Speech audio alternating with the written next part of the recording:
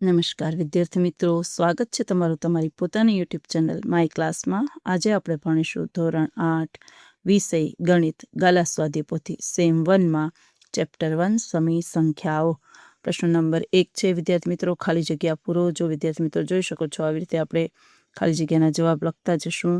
જોઈ શકો છો તમે વિદ્યાર્થી મિત્રો તમારે સ્વામાં આવી રીતે. અને બીજો પ્રશ્ન છે, કૌંસમાંથી ખાલી જગ્યા પસંદ કરી અને જવાબ લખો. એ પણ તમે લખીને જોઈ શકો છો, જોઈને લખી શકો છો. પછી ત્રીજો પ્રશ્ન પણ વિકલ્પનો છે. એમાં પહેલામાં આવશે ડી, બીજામાં આવશે બી, ત્રીજામાં આવશે એ, ચોથામાં આવશે બી, પાંચમામાં આવશે એ, છઠ્ઠામાં આવશે ડી.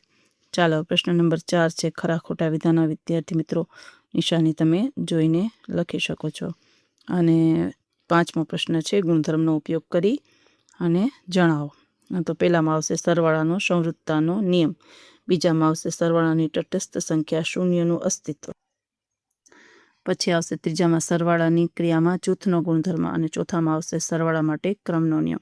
ચાલો, પ્રશ્ન નંબર 6 છે, સમય સંખ્યાઓનો કયા ગુણધર્મનો ઉપયોગ થયો છે તે જણાવો. પહેલામાં લખો ગુણાકાર માટે સંવૃત્તાનો નિયમ, બીજું ગુણાકાર માટે ક્રમનો નિયમ, ત્રીજો ગુણાકારની તટસ્થ સંખ્યાનું અસ્તિત્વ, ચોથું ગુણાકાર માટે જૂથનો ગુણધર્મનો નિયમ, અને પાંચમું ગુણાકારનું સરવાળા પર વિભાજન. જો વિદ્યાર્થી મિત્રો પ્રશ્ન નંબર 7 છે, સમય સંખ્યાનો યોગ્ય ગુણધર્મનો ઉપયોગ કરી નીચેનાનું સાદુરૂપ આપો.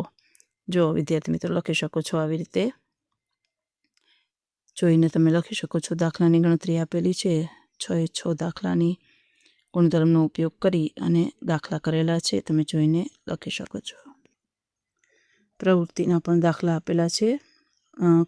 પૂર્ણાંક સંખ્યાઓ સરવાળા વિશે સમૃદ્ધ છે કે કેમ તે જણાવવાનું છે. તો પહેલામાં જુઓ, પહેલાનો જવાબ છે. પછી બીજો ગુણાકાર વિશે સમૃદ્ધ છે કે કેમ તે ચકાસવાનું છે. અને પ્રશ્ન નંબર 3 છે, પ્રેક્ટિસ માટે આપેલું છે, જોઈને વિદ્યાર્થી મિત્રો તમે લખી શકો છો. ચાલો વિદ્યાર્થી મિત્રો, આજના વિડીયો લેક્ચરમાં આટલું જ. જો તમને વિડીયો ગમ્યો તો લાઈક કરશો, તમારા મિત્રો સાથે શેર કરશો અને મારી ચેનલને સબસ્ક્રાઈબ પણ કરશો. આવજો.